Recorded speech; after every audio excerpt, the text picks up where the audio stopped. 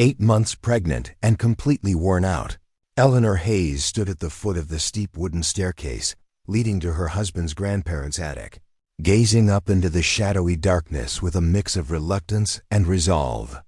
The old farmhouse groaned around her, its 150-year-old timbers adjusting to the unusually warm spring air that had settled over Riverdale, Montana. At 32, Eleanor had never imagined she would be here, in this house, facing these circumstances, with a baby due in just 4 weeks and their entire future hanging by a thread. Before we jump back in, tell us where you're tuning in from, and if this story touches you, make sure you're subscribed, because tomorrow I've saved something extra special for you. The irony wasn't lost on her that she, Dr. Eleanor Hayes, who had spent the last decade building a respected career as a military historian specializing in World War II at Riverdale University, was now reduced to cleaning out an attic while heavily pregnant and staring financial disaster in the face. Her husband James's grandparents, Margaret and Frank Hayes, had both passed away within months of each other just 10 weeks ago, leaving behind a once thriving wheat farm that was as beautiful as it was financially crushing. Riverdale Valley spread out beyond the farmhouse windows, like a living postcard from America's heartland, rolling wheat fields, giving way to pine forests that climbed the distant mountains. The Blackwater River meandered through the valley like a blue-green ribbon, and on clear days, you could see the Rocky Mountain foothills rising in the distance, eternal guardians watching over the tight-knit community of 1,243 souls who called this place home. But Beauty didn't pay property taxes. Beauty didn't repair a collapsing grain silo or replace farm equipment older than Eleanor's parents. Beauty certainly didn't cover the $68,000 in back taxes, medical bills, and penalties that had accumulated during Frank and Margaret's final illnesses when their pride had stopped them from asking for help and their failing health had prevented them from managing the farm's finances. Eleanor placed one hand on her swollen belly, feeling her son. Yes, she'd finally allowed herself to think of the baby as her son, shift restlessly within her. The baby seemed to sense his mother's anxiety, becoming more active whenever Eleanor's stress levels peaked, which had been happening with alarming frequency since they'd returned to Riverdale. "Just you and me right now, little guy," Eleanor whispered, her words echoing in the empty hallway. "Dad's away trying to save what's left of the farm, and we're up against forces bigger than both of us." Her husband James had left 3 days ago for a meeting with Banks and Helena, desperately trying to secure a loan extension that might give them a few more months to figure out a solution. His family had farmed this land for 4 generations, and the thought of being the ones to lose it weighed on him more heavily than he would admit. The foreclosure notice crinkled in the back pocket of her maternity jeans, a constant reminder that they had exactly 20 days to come up with nearly $70,000 or lose everything. The farm had been in the Hayes family since 1946, when James's grandfather, Frank, returned from World War II and used his veterans' benefits to purchase the 320-acre plot. 4 generations of Hayes family members had lived, worked, loved, and sometimes died on this land. Frank had built the farm from nothing after returning from the European theater with shrapnel in his leg and memories he rarely discussed. His son had expanded the operation during the agricultural boom of the 1970s. Now it would all end with them, and the knowledge felt like carrying a bowling ball in her chest that grew heavier with each passing day. Midwest Agricultural Investments had been circling Riverdale Valley like sharks for the past 2 years, systematically buying up struggling family farms under the pretense of agricultural modernization initiatives. Their true plan, leaked by a sympathetic employee at the county assessor's office, was far more calculating and destructive. A massive commercial development called Montana Gateway, complete with luxury hotels, high-end shopping centers, and vacation properties for wealthy out-of-state investors seeking authentic rural ambience. The irony made Eleanor's blood boil. they would destroy authentic rural life to create a sanitized version of it for people who had never known the satisfaction of watching wheat fields ripple like golden oceans in the summer breeze, or the bone-deep exhaustion that came from honest physical labor. Midwest's offers were always calculated to seem generous to desperate families, but never quite enough to allow those families to start over elsewhere with comparable land. It was a deliberate strategy designed to fracture the generational farming community that had defined Riverdale Valley for over a century. Once they controlled enough adjacent properties, they could petition the county to rezone the entire area for commercial development. Frank Hayes had been one of the most outspoken opponents of Midwest's expansion, attending every county meeting and organizing his neighbors to resist the corporate pressure. His sudden death from complications following the stroke had removed the community's most effective leader just when they needed him most. Charles Reynolds himself, the silver-haired CEO who had built Midwest Agricultural Investments into a development empire by transforming farming communities into commercial centers, had personally visited Eleanor and James just 1 week after the dual funeral for Frank and Margaret. He'd arrived in a gleaming white Range Rover that looked as out of place on the dirt farm road as a penguin in the desert, wearing an expensive Western-style suit that probably cost more than 3 months of their mortgage payments. "I'm sorry for your loss," Reynolds had said, his voice carrying the practiced sympathy of someone who had mastered the art of appearing concerned while calculating profits. Frank and Margaret were passionate about their beliefs. "I respect that, even though we disagreed on the best future for Riverdale Valley."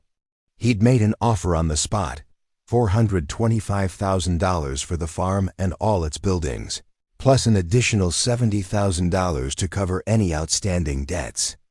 More money than Eleanor and James had ever imagined having at once, but she'd done the math. After taxes and paying off the accumulated debts, they'd be left with perhaps $300,000, enough to buy a small house somewhere and maybe restart their lives, but not enough to continue the farming tradition or maintain the lifestyle they wanted for their son. Preparing and narrating this story took us a lot of time, so if you are enjoying it, subscribe to our channel. It means a lot to us. Now back to the story. More importantly, it felt like betrayal. Every Hayes buried in the small family plot on the hill behind the barn would be turning over in their graves if they sold the land to developers who planned to erase 4 generations of agricultural heritage. "We need time to think," James had told Reynolds, who had simply smiled that practiced smile and handed him an embossed business card. "Of course, take all the time you need," Reynolds had replied smoothly.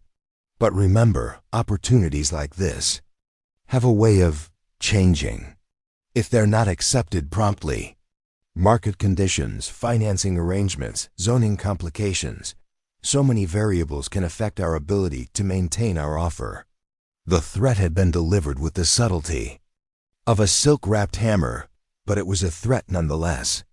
Since that meeting, Eleanor had noticed an increase in county inspectors visiting the farm, finding violations that had apparently been overlooked for decades. The well water suddenly required additional testing. The electrical system needed certification. The grain storage facilities were deemed potentially hazardous and would require expensive upgrades to meet current codes. Each citation came with fees and deadlines that seemed designed to drain their remaining resources and create additional pressure to sell. It was death by 1,000 cuts, administered with bureaucratic precision. The physical challenges of managing a farm while pregnant were nothing compared to the emotional weight of potentially becoming the Hayes who lost everything. James's relationship with his grandparents had been complicated. Frank was a man of few words and strong convictions, someone who believed that asking for help was a sign of weakness and that hard work could overcome any obstacle. They'd clashed repeatedly during James's youth, especially when he'd chosen to study agricultural science instead of simply taking over the farm after high school. "College learning is fine," Frank had said during one particularly heated argument, But this land needs someone who understands it in their bones, not just in their head. When James had moved to Boston for his master's degree, their relationship had become distant. They spoke on holidays and exchanged Christmas cards, maintaining the careful courtesy of family members who loved each other, but couldn't find common ground. James's parents had died in a small plane crash when he was 24. His father had been a crop duster pilot who occasionally flew charters, and a sudden storm had ended their lives while returning from a rare vacation in Seattle. Frank had wanted James to come home then, to help him run the farm and continue the family tradition. Instead, James had finished his degree and taken a position with an agricultural research company, determined to honor his parents' memory by becoming the scientific expert they'd encouraged him to be. Now, 8 years later, he finally understood what his grandfather had been trying to tell him. The land wasn't just property. It was identity, legacy, continuity. It was the physical manifestation of every Hayes who had ever lived, worked, and died here. Losing it wouldn't just mean financial ruin. It would mean severing a connection that stretched back to the greatest generation. Standing in the hallway where Frank had measured James's height with pencil marks on the doorframe each year, Eleanor felt the weight of those generations pressing down on her shoulders. The baby kicked. Again, harder this time, as if reminding her that the future was just as important as the past. The attic stairs had always been treacherous, narrow, steep, and equipped with a handrail that had been loose for as long as James could remember. Climbing them while 8 months pregnant felt like attempting to scale El Capitan in flip-flops. Each step required careful placement and constant attention to balance, with one hand gripping the questionable railing and the other supporting her belly. Halfway up, she paused to catch her breath, listening to the familiar sounds of the old house settling around her. Every creak and groan told a story. The upstairs window that rattled when the wind came from the north. The floorboard in the kitchen that squeaked no matter how many times it was nailed down. The way the whole structure seemed to sigh when the temperature changed suddenly. These were the sounds of home, and the thought that they might soon be silenced forever by bulldozers and construction crews made her chest tighten with grief. The attic door at the top of the stairs was original to the house. Thick pine boards held together with hinges that had been oiled religiously for generations.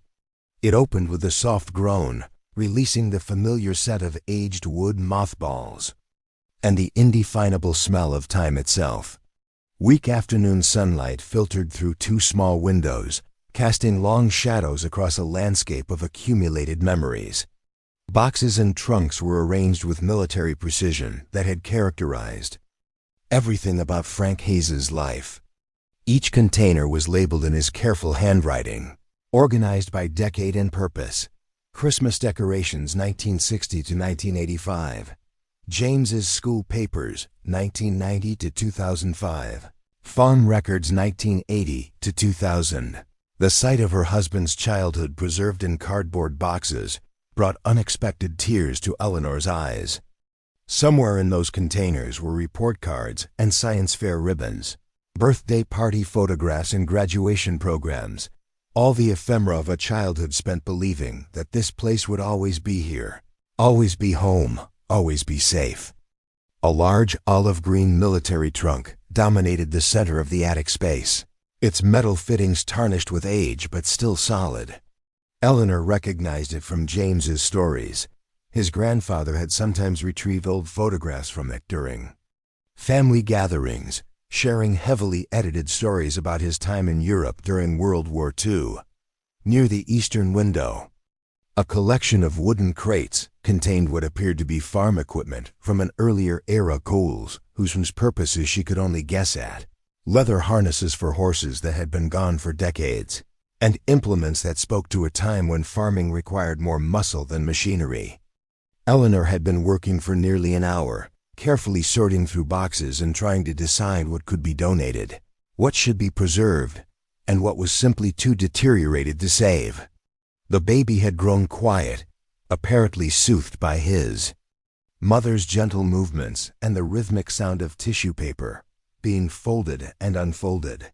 She was reaching for a box labeled Frank's military service when her foot caught on what felt like an uneven floorboard. Looking down, she noticed that one section of the wide pine planking seemed slightly raised compared to its neighbors. The wood appeared older than the surrounding boards, darker and more weathered, as if it had been exposed to different conditions. Kneeling awkwardly beside the suspicious board, Eleanor ran her fingers along its edges. The wood was definitely loose. She could feel it shift slightly under pressure, but this wasn't the random loosening of age. The board had been deliberately cut and fitted to be removable, though whoever had done the work had taken considerable care to make it blend with the surrounding floor. Using a putty knife she'd found among Frank's painting supplies, Eleanor carefully pried up one edge of the board. It lifted easily, revealing that it had been designed to be removed without tools, a hidden access panel that had been waiting decades for someone to discover its secret. Beneath the false floorboard lay a cavity that had been carefully carved into the underlying structural beam. The space was perhaps 18 inches long, 10 inches wide, and 6 inches deep, just large enough to conceal something valuable enough to hide, but small enough to escape casual detection. Inside the cavity, wrapped in oiled canvas that had preserved it against moisture and time, lay a metal document case marked with faded German words and what appeared to be a Nazi eagle insignia. Eleanor's heart began racing as she carefully lifted the case from its hiding place. The metal was old, but had been well maintained, its surface showing the patina that came only from age and careful handling. With trembling fingers, Eleanor untied the canvas wrapping and examined the case. It was secured with a simple latch, mechanism that had been kept functional over the years, suggesting that someone, probably Frank, had been accessing and maintaining it periodically. The thought that James's grandfather had known about this hiding place and had been protecting whatever lay inside made her feel closer to him than she ever had in life. When she opened the case, Eleanor found several items that would change everything she thought she knew about her husband's family history. The first item was a handwritten journal on thick paper that had yellowed with age but remained remarkably legible. The journal appeared to be written in both English and German, with detailed maps, diagrams, and coordinates interspersed throughout. The text. What caught Eleanor's attention immediately was the Nazi insignia stamped on several pages, alongside what appeared to be official German military seals. As a historian specializing in World War II, Eleanor recognized the significance of what she was holding. This wasn't just a soldier's wartime diary. This was something far more substantial, potentially intelligence documents that had been removed from Germany during the final days of the war. The second item in the case was even more intriguing. A letter written in English on official United States Army stationery, dated May 15, 1945, just days after the German surrender. The letter was addressed to Sergeant Frank Hayes, 101st Airborne Division, and signed by a Colonel William Montgomery. To Sergeant Hayes, the letter began. The intelligence materials you recovered during Operation Eclipse have been deemed of highest strategic importance to the United States government. As discussed in our debriefing, certain aspects of this operation will remain classified indefinitely. You are hereby authorized to maintain possession of the enclosed decoy documents and maps as agreed, while the primary materials have been transferred to military intelligence custody. Should circumstances require communication regarding this matter in the future, use only the channels established during our meeting in Berchtesgaden. Your service to your country extends beyond the battlefield, and the security of these materials remains a matter of national importance. The sacrifices made to obtain this intelligence will not be forgotten. Eleanor read the letter 3 times, her hands trembling as the implications began to sink in. Frank Hayes, James's quiet, hard-working grandfather who rarely spoke about his war experience, had apparently been involved in some kind of classified intelligence operation during the final days of World War II, an operation significant enough to warrant official military correspondence and ongoing secrecy. But what exactly had he recovered? And why had he kept these decoy documents hidden for over 75 years? The third item in the case provided a partial answer, a carefully folded map of the Bavarian Alps region of Germany, with handwritten notations in both English and German. The map showed what appeared to be transportation routes, storage facilities, and a series of locations marked with symbols that Eleanor didn't immediately recognize. In the corner was a notation in English, original location of recovered assets. Documented for verification purposes only. FH. As Eleanor spread the map across the attic floor, her academic training kicked in. This wasn't just any map. This was potentially a document showing the location of Nazi hidden assets, perhaps art, gold, or other valuables that had been concealed during the final days of the war. The coordinates were precise, the notations detailed, and the handwriting matched what she recognized as Frank's from the labeled boxes around her. The baby kicked sharply, as if responding to his mother's racing thoughts. Eleanor placed both hands on her belly, trying to calm herself and think logically about what she'd discovered.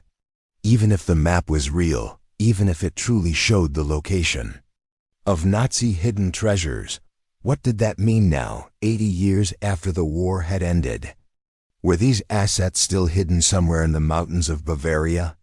Had they already been recovered by Allied forces? And most importantly, why had Frank kept this information hidden for his entire life? The rational part of Eleanor's mind, the part trained in historical research and evidence-based analysis, wanted to approach this discovery methodically. This could be an important historical document, perhaps even something that would interest her colleagues at the university or possibly government historians. But another part of her, the part that had grown up hearing stories about Nazi gold and stolen art treasures, whispered that maybe, just maybe, there was something more to this discovery. Maybe Frank Hayes hadn't just been a regular soldier. Maybe he'd been part of a specialized unit tasked with recovering Nazi assets in the final days of the war.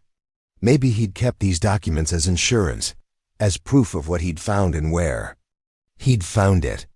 And maybe, just maybe, this discovery could somehow help them save the farm. Outside, the sun was beginning to set behind the mountains, golden light streaming through the attic windows and illuminating the map in her hands.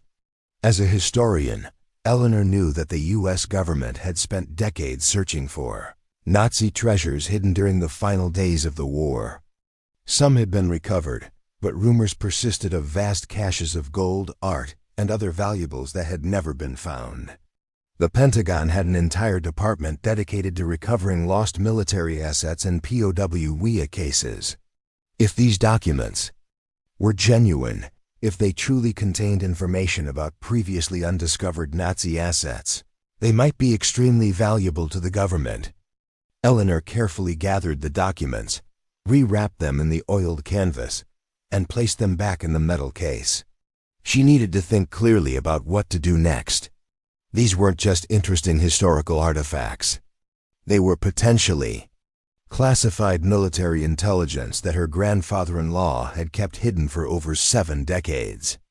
As she made her way carefully down the treacherous attic stairs, clutching the metal case against her chest, Eleanor felt something she hadn't experienced since learning about the farm's financial crisis: hope. It was probably foolish hope, built on nothing more substantial than an old map, and her own desperate need to believe that solutions existed for impossible problems. But for the first time in weeks, she had a direction that didn't involve surrender.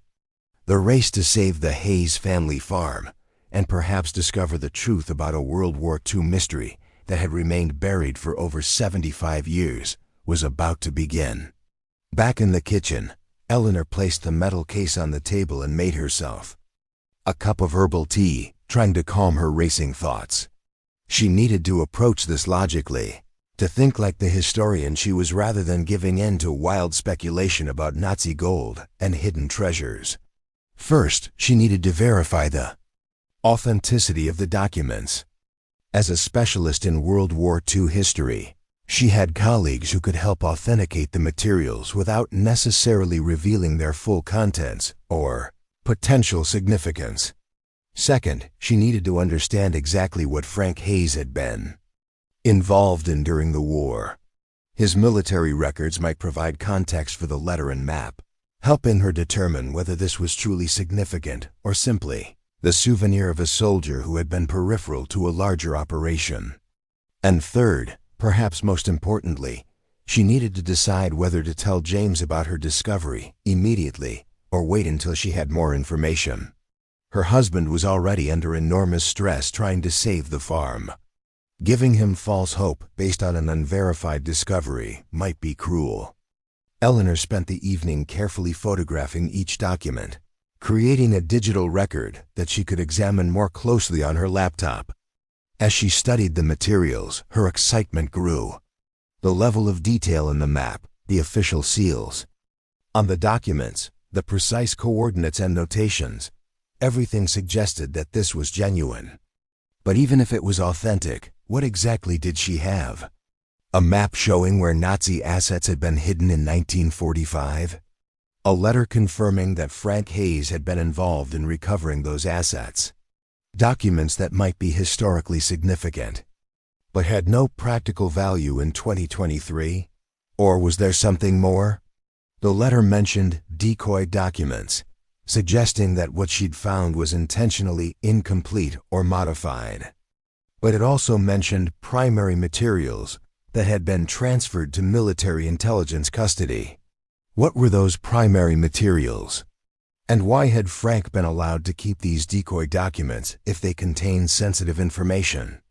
The baby kicked again, a sharp reminder of the timeline Eleanor was facing. In less than 4 weeks, she would have a newborn. In less than 4 weeks, they might lose the farm.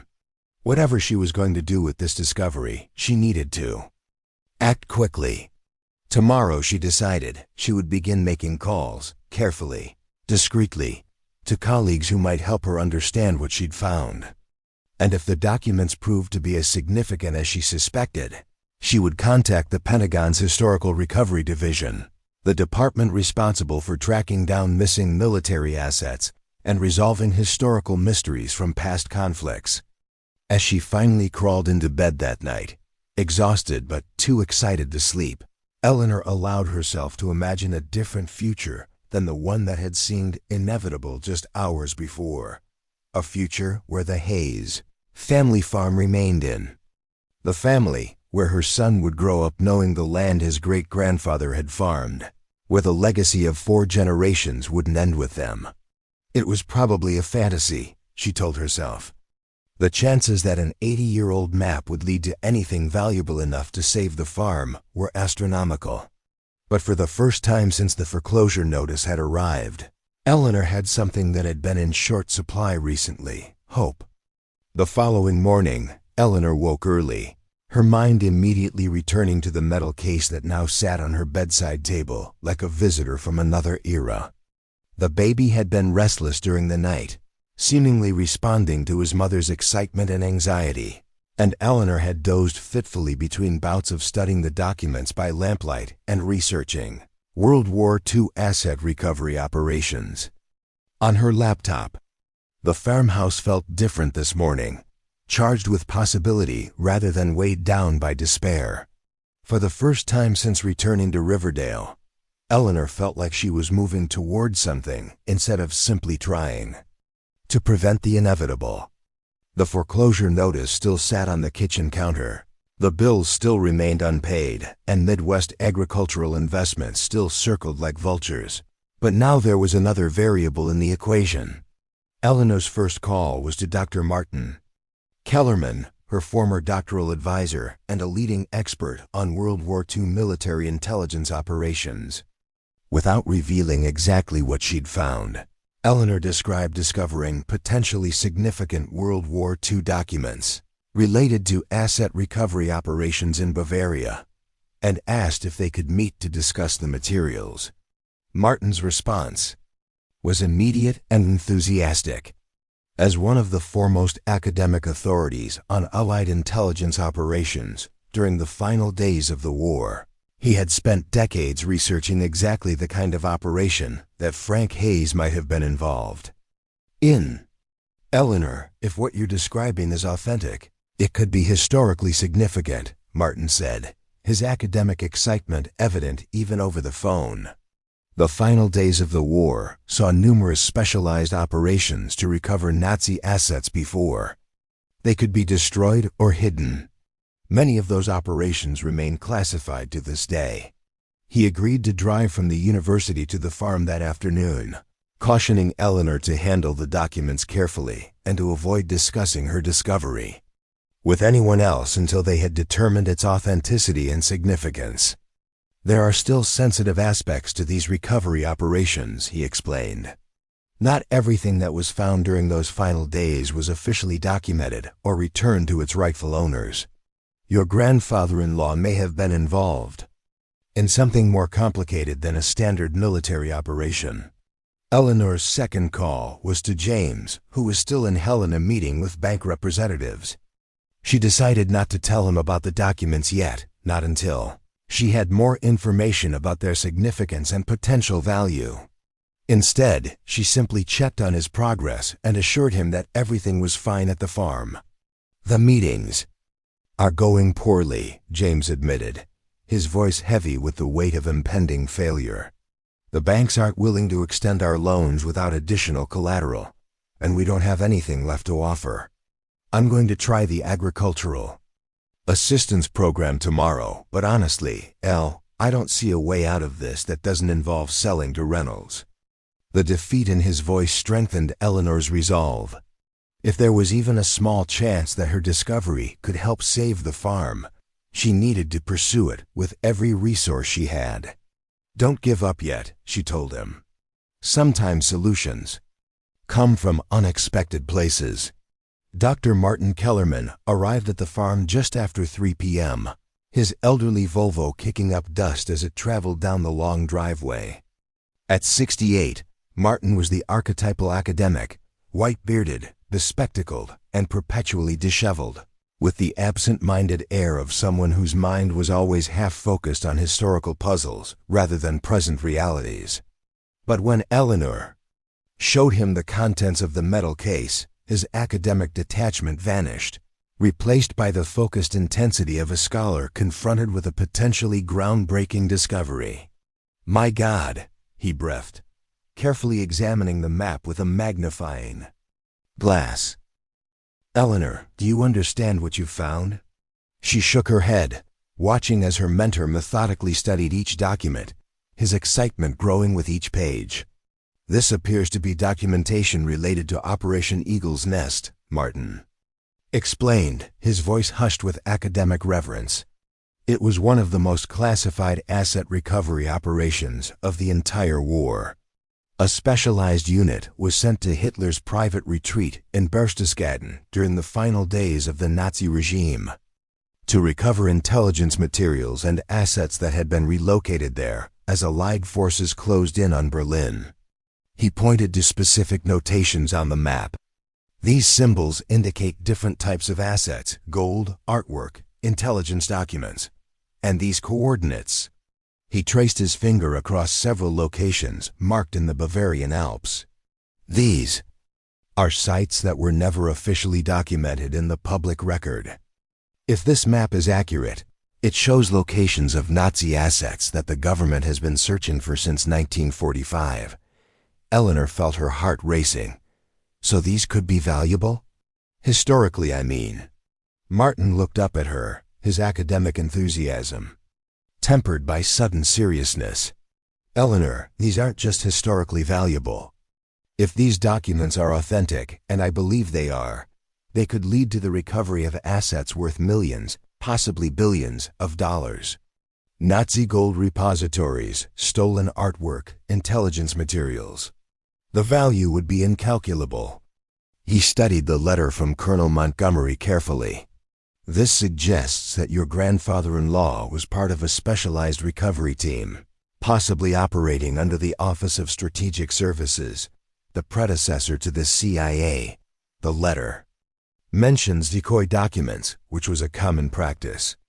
The most sensitive materials would be transferred to military intelligence, while team members might retain modified versions as a form of insurance.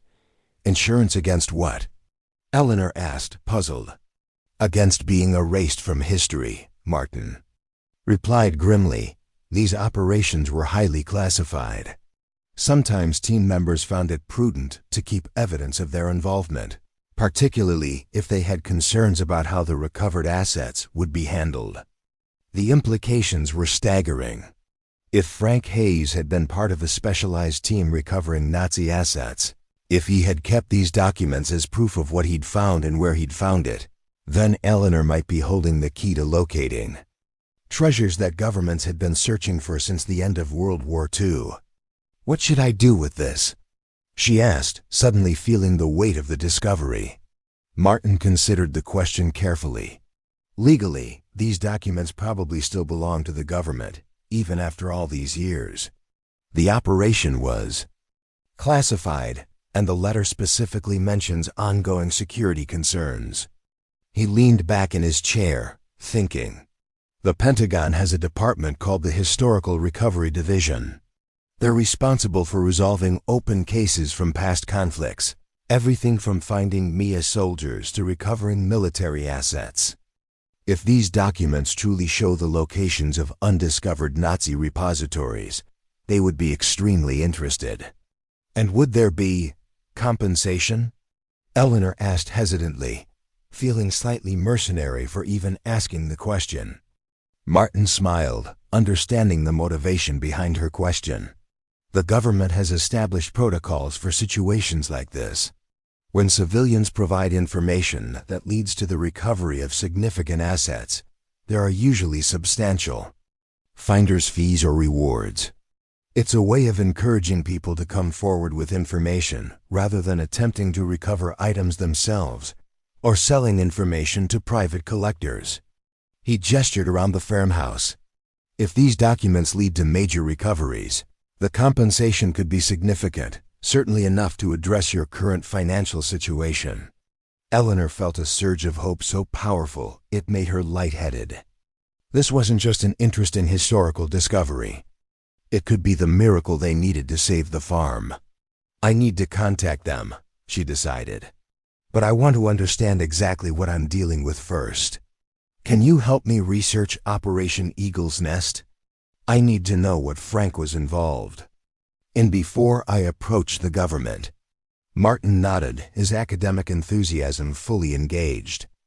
I've studied the final days of the war for decades, but Eagle's Nest has always been something of a black hole in the historical record. The official files remain heavily redacted, and most of the team members took their secrets to their graves.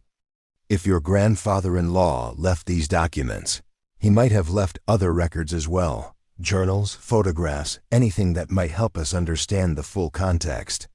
Eleanor thought about the box labeled Frank's Military Service that she'd been reaching for when she discovered the hidden compartment. I think I know where to start looking. As Martin departed with copies of the documents for further research, promising absolute discretion, Eleanor found herself standing on the front porch, looking out over the farm that had been home to 4 generations of the Hayes family. The wheat fields rippled in the afternoon breeze, and the distant mountains stood unchanging against the horizon. For the first time since the foreclosure notice had arrived, she allowed herself to believe that they might not lose this place. After all, if Frank Hayes had truly been part of a classified operation to recover Nazi assets, if the documents he'd hidden were genuine, if they could lead to recoveries that the government had been seeking for decades, the compensation could be enough to save everything. But time was running short. The foreclosure deadline loomed just 27 days away, and Eleanor had no idea how long it might take to verify the documents, contact the right people at the Pentagon, and navigate whatever bureaucratic process would follow. She needed to move quickly, but she also needed to be careful. These weren't just historically significant documents. They were potentially classified materials related to one of the most sensitive operations of World War II. If she approached the wrong people or revealed too much too soon, she could jeopardize everything. Tomorrow, she decided, she would return to the attic and search for any additional materials Frank might have left behind. Then, with Martin's help, she would begin the process of contacting the Pentagon's Historical Recovery Division. As the sun set behind the mountains, casting long shadows across the fields that 4 generations of the Hayes family had farmed, Eleanor placed both hands on her belly, feeling her son shift within her. "We're not giving up," she whispered, as much to herself as to her unborn child. "Great-Grandpa Frank left us more than just a farm. He left us a way to save it." The baby kicked in response, as if signaling his agreement to the most unusual inheritance any Hayes had ever received, a metal case containing Nazi documents that might just save their family legacy. Eleanor returned to the attic at dawn, determined to find any additional materials Frank might have left behind. The morning light streamed through the small windows, illuminating dust particles that danced in the air as she moved carefully through the accumulated history of the Hayes family. The box labeled Frank's military service was exactly where she'd seen it yesterday, positioned on a shelf near the hidden compartment, as if inviting discovery. Eleanor felt a strange sense of connection to her husband's grandfather as she carefully lifted the box and brought it to the small cleared space where she could examine its contents. Inside, she found the expected items: Frank's discharge papers, his service medals including a Purple Heart and a Bronze Star, several carefully preserved photographs of young soldiers standing in European villages, and a small leather-bound journal that appeared to be a daily record of his time in the 101st Airborne. But beneath these typical military mementos lay several items that immediately caught Eleanor's attention. A folder marked "Classified" in faded red ink, a collection of photographs showing what appeared to be mountainside bunkers and storage facilities, and a set of official-looking documents with both American and German military stamps. "You were more than just a regular soldier, weren't you, Frank?" Eleanor murmured, carefully opening the classified folder. Inside, she found what appeared to be debriefing notes from Operation Eagle's Nest, dated May 8th to 15th, 1945, the week following Germany's surrender. The notes detailed the activities of a specialized unit operating under the direct authority of the Office of Strategic Services, tasked with securing high-value assets and intelligence materials from Hitler's mountain retreat at Berchtesgaden and several nearby locations. According to the documents, Frank Hayes had been one of 12 specially selected soldiers with particular skills. In his case, his pre-war experience as a bank security specialist made him valuable for assessing and securing physical assets like gold and currency. The debriefing notes confirmed much of what Martin had suspected. Operation Eagle's Nest had recovered significant Nazi assets, including gold, artwork, and intelligence materials. But more importantly, the notes referenced secondary locations, identified through recovered documents, locations that extended beyond Berchtesgaden into the broader Bavarian Alps region. These secondary locations, according to the notes, contained additional caches of Nazi gold, stolen artwork, and intelligence, materials that had been relocated from Berlin in the final months of the war. The unit had documented these locations, but had been ordered to focus only on the primary site at Berchtesgaden due to time constraints and security concerns. The most revealing document in the folder was a personal letter from Colonel Montgomery to Frank Hayes, dated October 12, 1945, after both men had returned to the United States. "Sergeant Hayes, I want to personally thank you for your exemplary service during our operation. As discussed during our meeting in Washington, certain aspects of our recovery efforts remain classified at the highest levels. The secondary locations we identified have been documented and will be addressed through appropriate channels at a time deemed suitable by command. I understand your concerns regarding the proper handling of the assets we documented. Rest assured that I share your commitment to ensuring these materials are returned to their rightful owners or properly managed by appropriate authorities. However, as we discussed, the complexities of the current international situation require discretion and patience. The documents you were authorized to retain should be secured and preserved. Should circumstances ever warrant their disclosure, use only the communication protocols we established. Your service to your country extends beyond the battlefield, and I trust in your continued discretion. Eleanor read the letter several times, trying to understand its implications. It seemed that Frank and perhaps others on the team had concerns about how the discovered Nazi assets would be handled. Concerns serious enough that Colonel Montgomery felt compelled to address them directly. More importantly, the letter confirmed that the secondary locations, the ones shown on the map, Eleanor had found, had never been officially addressed through appropriate channels. Was it possible that these locations, documented in 1945, had somehow been forgotten or deliberately ignored as the Cold War developed and priorities shifted? The photographs provided additional confirmation. They showed bunker entrances, mountain roads, and what appeared to be storage facilities, all matching locations marked on the map she'd found in the hidden compartment.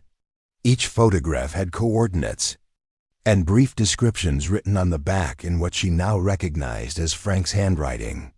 Eleanor carefully gathered these new materials, adding them to the metal case she'd found yesterday. The picture was becoming clearer. Frank Hayes had been part of a specialized unit that had discovered not just the Nazi assets at Hitler's Eagle's Nest retreat, but evidence of additional hidden caches throughout the Bavarian Alps, for reasons that remained unclear. Those secondary locations had never been officially explored, and Frank had kept documentation as a form of insurance. But insurance against what? And why had he kept these materials hidden for his entire life? Eleanor's phone rang, interrupting her thoughts. It was Martin, calling with excitement evident in his voice. "Eleanor, I've been researching all night," he said without preamble. "Operation Eagle's Nest is mentioned in declassified OSS's documents, but most of the details remain redacted. However, I found references to secondary recovery operations that were planned but never executed as priorities shifted toward the developing situation with the Soviet Union." "I found Frank's debriefing notes," Eleanor replied, quickly summarizing what she'd discovered in the attic. Martin was silent for a moment, processing this new information. "This is extraordinary," he finally said. "Eleanor, if Frank's documentation is accurate, if these secondary locations were never explored, we could be looking at one of the greatest lost treasure situations of the 20th century. But why wouldn't the government have followed up?" Eleanor asked, puzzled by the apparent oversight. "The immediate post-war period was chaotic," Martin explained. "Priorities were constantly shifting as the Cold War developed. Operations that seemed important in May 1945 might have been sidelined by August as tensions with the Soviet Union escalated. It's possible that the documentation was filed away and simply forgotten as personnel changed and departments reorganized." He paused, then added, "Or there could be another explanation. Some historians have documented cases where recovered Nazi assets were redirected for other purposes. The early Cold War required funding for covert operations, and not everything was done by the book. If Colonel Montgomery and his team had concerns about how these assets might be handled, they might have deliberately created an incomplete record. The implications were staggering. Frank Hayes might have kept these documents not just as personal insurance, but as a form of historical insurance, ensuring that if the truth ever needed to be revealed, evidence would exist. "I think it's time to contact the Pentagon," Eleanor decided. "These materials have been hidden for over 75 years. Whatever concerns Frank had, whatever complications existed in 1945, surely enough time has passed to address this properly." Martin agreed, offering to help arrange a meeting with contacts he had at the Historical Recovery Division. "This isn't something to be handled through regular channels," he cautioned. We need to approach people who understand both the historical significance and the potential sensitivities involved. As she carefully returned to the main floor of the farmhouse, Eleanor felt the weight of her discovery growing. This wasn't just about saving the farm anymore. It was about completing a mission that Frank Hayes had been part of 78 years ago. It was about ensuring that whatever he and his team had found was properly documented and addressed. Her phone rang again, James calling from Helena with an update on his meetings. "It's not good news," he said, his voice heavy with defeat. "The Agricultural Assistance Program has a 6-month waiting period for application reviews, and the bank won't extend our deadline. Reynolds called again this morning. He knows we're running out of options." Eleanor took a deep breath, deciding it was time to share her discovery. Carefully, she explained what she'd found in the attic, describing the documents, the map, and Martin's assessment of their potential significance. James was silent for a long moment after she finished. "You're saying my grandfather was part of a secret mission to recover Nazi assets?" he finally asked, his voice a mixture of disbelief and hope. "Not just part of it. He was specifically selected because of his pre-war experience in bank security," Eleanor explained.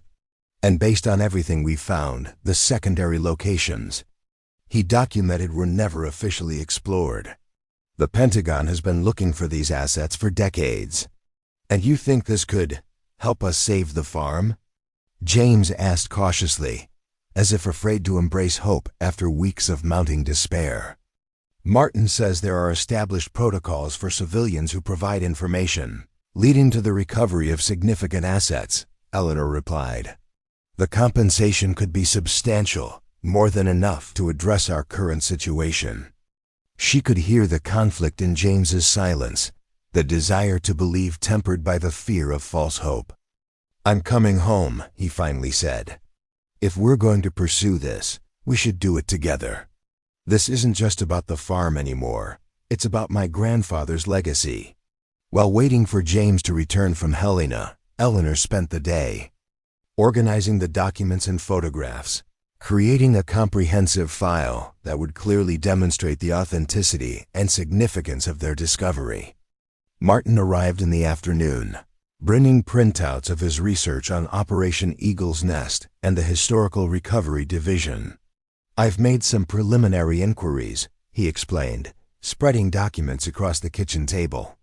"The Historical Recovery Division is currently led by Colonel Sarah Harrington, a 30-year military intelligence veteran who specializes in recovering lost military assets. She's respected for her integrity and her commitment to historical accuracy." He slid a folder toward Eleanor. "I've prepared a brief summary of what we've found, without specific details about locations or content. If you approve, I can send this to Colonel Harrington through secure channels, requesting a confidential meeting."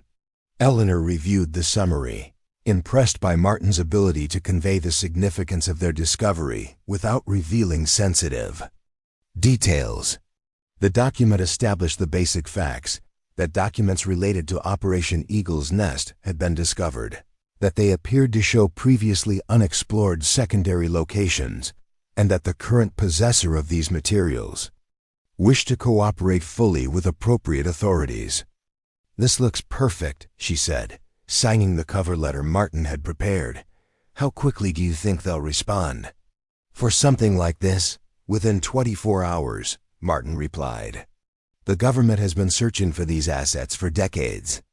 The possibility of new, authentic information will get immediate attention." James arrived home just after sunset, exhausted from his drive, but energized by the possibility that had emerged from his grandfather's attic. Eleanor showed him everything they'd found, watching as he touched his grandfather's handwriting with a mixture of awe and newfound respect. "I never really knew him," James said quietly, studying a photograph of young Frank Hayes standing next to Colonel Montgomery in what appeared to be the Bavarian Alps. "He never talked about the war, at least not the real parts of it. Just generic stories that could have come from any veteran." "He was protecting you," Eleanor suggested. Whatever he was involved in, he kept it secret for a reason. The letter from Colonel Montgomery mentions concerns about how the assets would be handled. Maybe he was worried that knowing too much could be dangerous. James nodded slowly, examining the map with its carefully marked locations. Do you think these places still exist, after all this time? The Bavarian Alps haven't changed much in 80 years, Martin replied. The locations themselves almost certainly still exist. Whether anything remains in them is the million-dollar question, perhaps literally. The three of them stayed up late into the night, reviewing the documents and discussing what approach to take with the Pentagon. Eleanor's academic training and Martin's historical expertise provided context for the materials, while James contributed insights about his grandfather's character and what might have motivated him to keep these documents hidden for his entire life. He was always concerned about doing the right thing, James recalled. Even in small matters on the farm, he would agonize over ethical decisions that most people wouldn't think twice about. If he had concerns about how these assets were being handled, he would have felt obligated to preserve the truth. By midnight, they had developed a clear strategy. They would meet with representatives from the Historical Recovery Division, share the full extent of their discovery, and cooperate completely with any official investigation or recovery effort. In return, they would request formal acknowledgement of Frank Hayes' role in the original operation and appropriate compensation for providing information that led to the recovery of significant assets. As James and Eleanor finally went to bed, both exhausted but too excited to sleep, Eleanor felt the baby moving restlessly within her. She placed her hand on her belly, thinking about the connection between generations, how Frank Hayes' actions in 1945 might now, through a chain of circumstances no one could have predicted, save his great-grandson's inheritance. Your great-grandpa was a hero in more ways than we knew, she whispered to her unborn son. And now he might save your future from all the way in the past. The following morning brought confirmation that their information had reached the right people.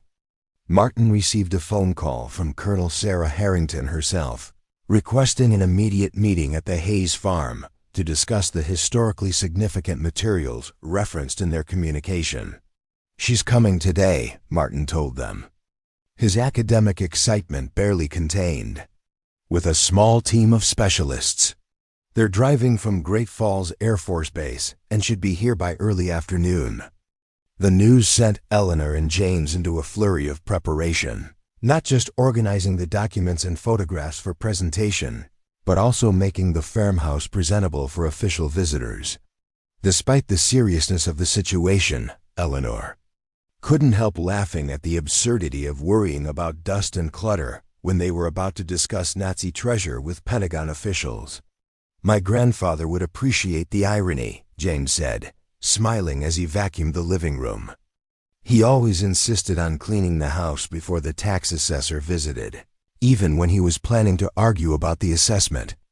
Colonel Harrington arrived precisely at 2 p.m., driving an unmarked black SUV accompanied by 2 additional vehicles, carrying what appeared to be technical specialists and security personnel.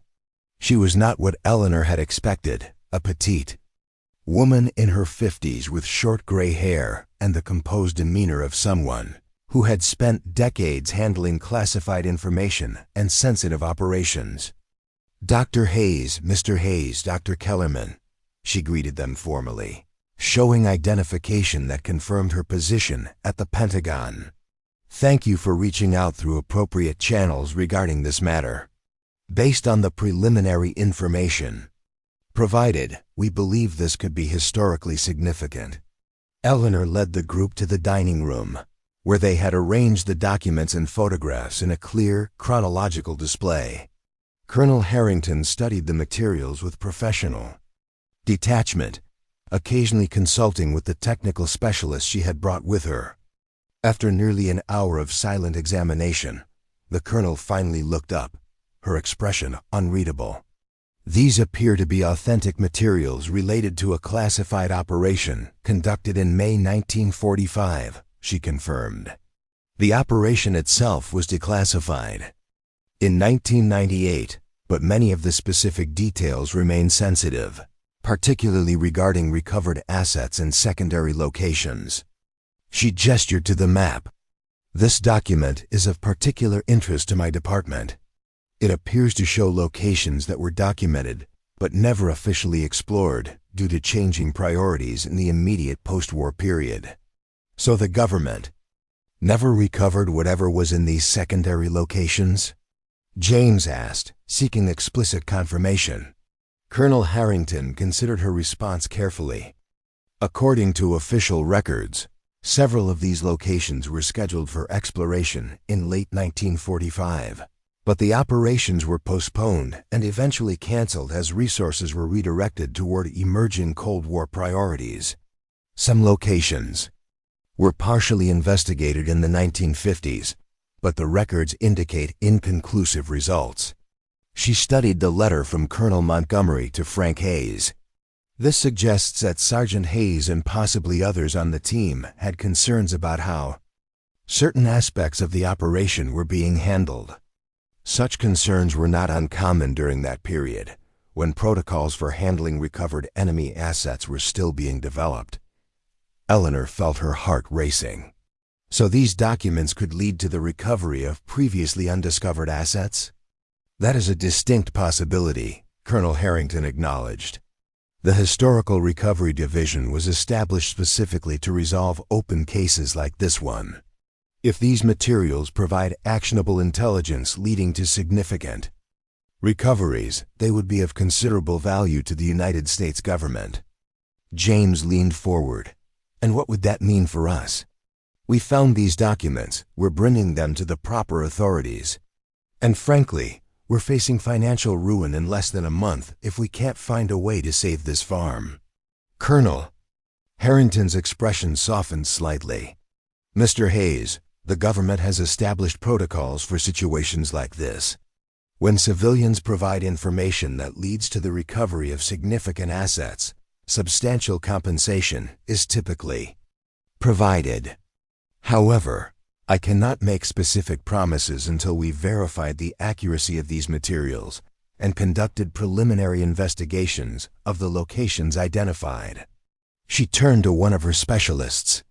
Major Roberts, what's your assessment of the timeline for initial verification?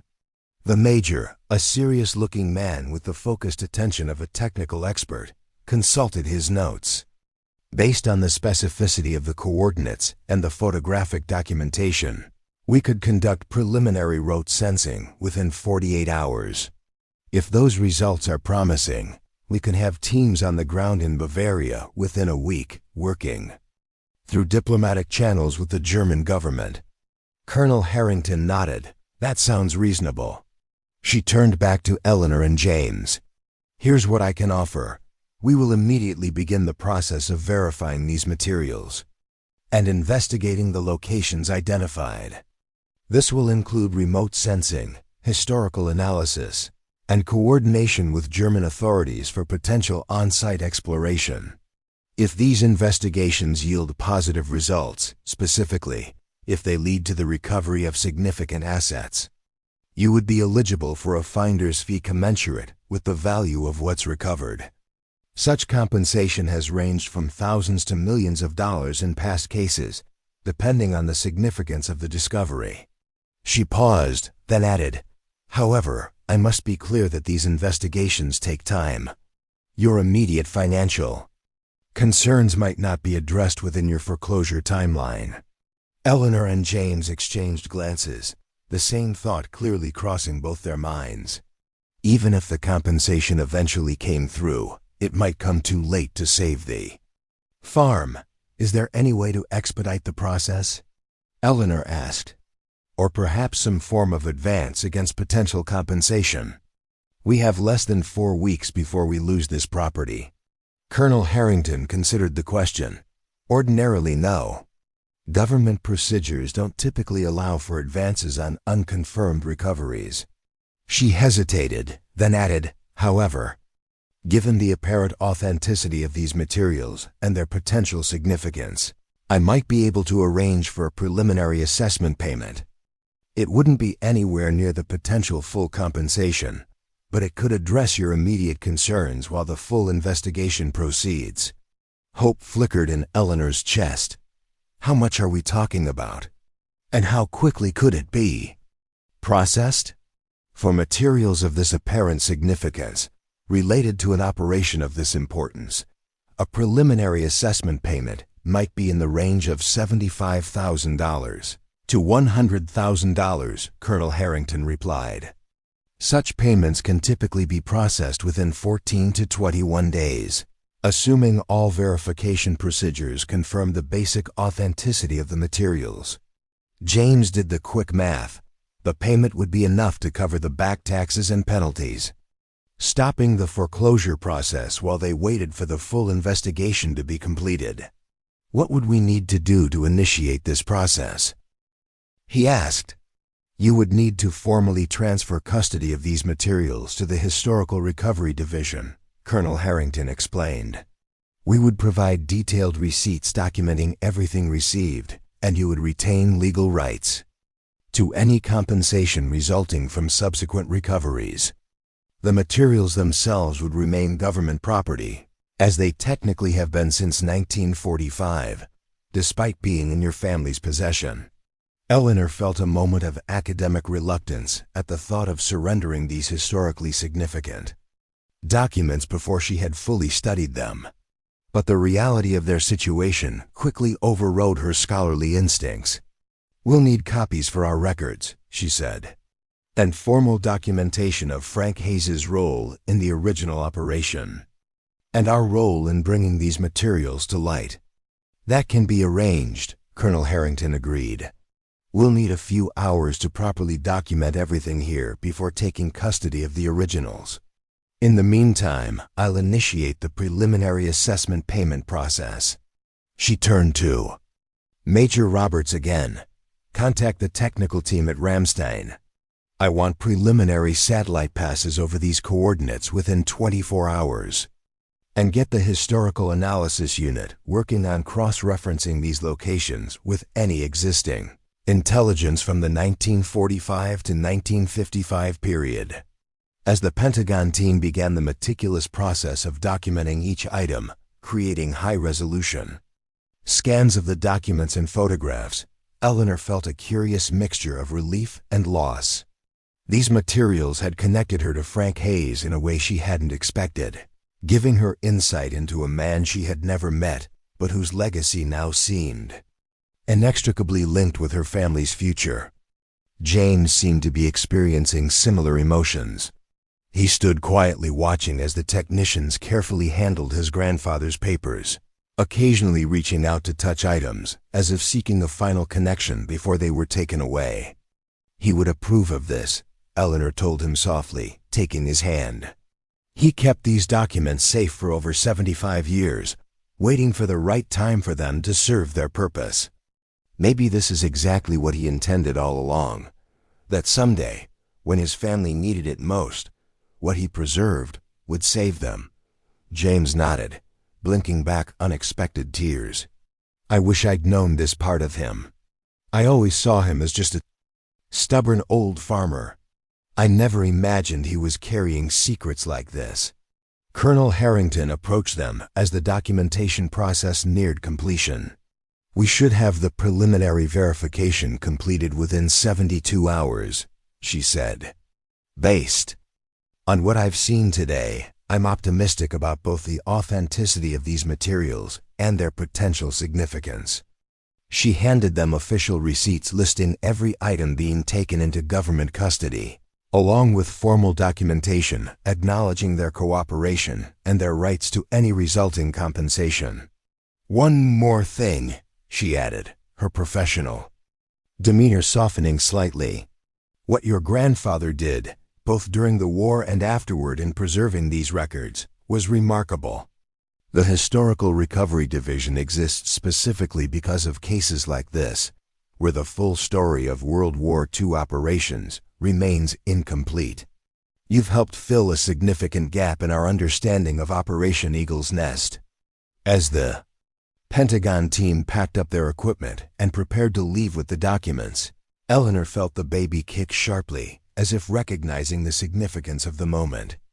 She placed her hand on her belly, thinking about the connection between generations, how Frank Hayes' actions in 1945 might now save his great-grandson's inheritance. "Thank you for bringing these materials to the proper authorities," Colonel Harrington said as she prepared to leave. "Many people in your situation might have been tempted to explore other options, private collectors, foreign governments, even attempting to locate the assets themselves. Your decision to work through official channels speaks well of your integrity."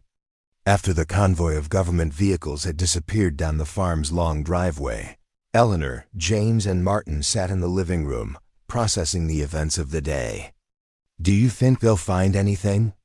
James asked, voicing the question that had been on all their minds. After all this time, could there really still be Nazi gold or artwork hidden in those mountains? Martin considered the question with academic thoroughness. "There have been significant discoveries of Nazi assets as recently as the 1990s, he pointed out. Many of the bunkers and storage facilities constructed during the war were designed to last for decades, protected from the elements and hidden from casual discovery. If these locations were truly never explored or only partially investigated, the potential for significant findings remains very real." Eleanor leaned back on the couch, suddenly exhausted as the adrenaline of the past 2 days began to fade. The baby had been unusually active throughout the meeting with Colonel Harrington, and now he seemed to be settling down as well, as if satisfied with how events had unfolded. "What happens now?" she asked, directing the question to both men, but particularly to Martin, whose experience with academic and government processes gave him insight into what might follow. "Now we wait," Martin replied simply. "The Historical Recovery Division will verify the basic authenticity of the materials, which I believe will be confirmed quickly given the physical evidence and historical context. They'll conduct preliminary rote sensing of the locations identified, looking for anomalies that might indicate man-made structures or disturbances.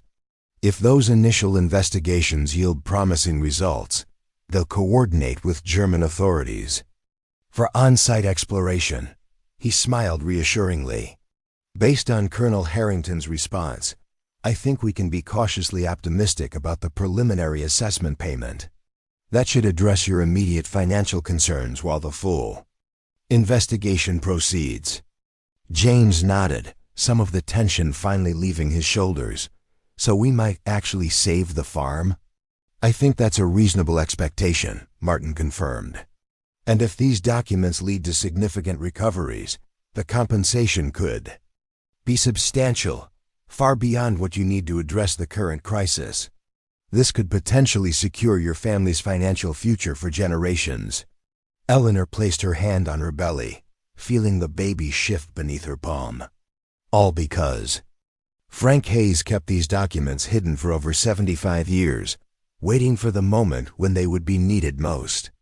As Martin prepared to leave, promising to stay in close contact as the verification process proceeded, Eleanor and James stepped onto the front porch to watch the sunset over the fields that 4 generations of the Hayes family had farmed.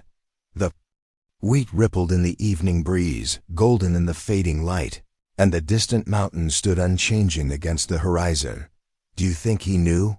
James asked quietly. "Do you think Grandpa Frank somehow knew that someday these documents would save the farm?" Eleanor considered the question, thinking about the careful preservation of the materials, the hidden compartment that had protected them for decades, the strategic placement that had led to their discovery at precisely the moment when the family needed them most. "I think he knew they were important," she replied. "I think he kept them safe because he believed that someday they might matter not just historically but personally. He was protecting more than just documents. He was protecting possibilities." James put his arm around her shoulders, his hand coming to rest on her belly where their son shifted and kicked, connecting past, present, and future in a single moment. "Then I guess we owe him more than we ever realized," he said softly. The sun slipped below the horizon, casting long shadows across the fields that would now, it seemed, remain in the Hayes family for at least one more generation, whatever mysteries still lay hidden in the mountains of Bavaria. Whatever treasures Frank Hayes had helped document all those decades ago, his most valuable legacy was right here: the land he had farmed, the family he had raised, and the future he had protected, in ways no one could have imagined. The race to save the Hayes family farm and to uncover the truth about a World War II mystery that had remained buried for over 75 years had entered a new phase. The documents were now in official hands, the verification process was underway, and for the first time in weeks, hope felt not just possible, but probable. Eleanor leaned against her husband, watching darkness settle over the farm that had almost slipped away from them. Whatever came next, Frank Hayes' legacy would not end with them. His great-grandson would be born into a world where the past could still reach forward through time to protect the future, where secrets preserved for decades could emerge at precisely the right moment to change everything. And that, Eleanor thought, was perhaps the most valuable treasure of all. The next 3 days passed in a strange limbo of anxiety and hope as Eleanor and James waited for news from the Historical Recovery Division.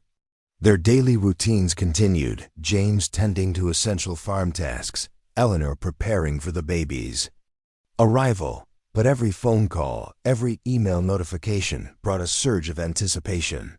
On the morning of the 4th day, Eleanor woke to find James already up, sitting at the kitchen table with his laptop open, scanning news reports about unexplained activity at Ramstein Air Base in Germany. "Look at this," he said, turning the screen toward her. "We're going to save the farm. And more than that," Eleanor added, "we're completing something Frank started 78 years ago. We're making sure these assets are properly documented and recovered, just as he wanted." They called Martin immediately to share the news, finding him already buzzing with academic excitement about the historical implications of the discoveries. "The historical community is in an uproar," he told them. "This is potentially the most significant World War II recovery operation since the 1990s. There are rumors that the documents found in the first location include intelligence materials that could shed new light on Nazi operations during the final days of the war." He paused, then added more soberly, "There are also indications that some of the artwork being recovered may have been looted from Jewish families. If that's confirmed, it could lead to one of the largest art restitution cases in history." The thought sobered Eleanor immediately. Frank's concerns about how these assets would be handled suddenly seemed even more significant. If these locations contained looted artwork, proper identification and return to the rightful owners or their descendants would be a moral imperative. "Do you think that's why Frank kept the documents?" she asked James later. "Was he worried that the artwork wouldn't be returned to its rightful owners?" James considered the question carefully. "From everything I've learned about my grandfather recently, it seems possible." The letter from Colonel Montgomery mentioned concerns about proper handling of the assets. In 1945, with everything in chaos and priorities shifting toward the developing Cold War, maybe he wasn't confident that looted artwork would be properly documented and returned. "So he kept the evidence," Eleanor concluded.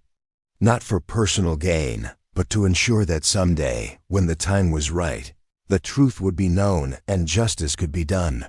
The realization added a new dimension to their discovery. This wasn't just about saving the farm anymore.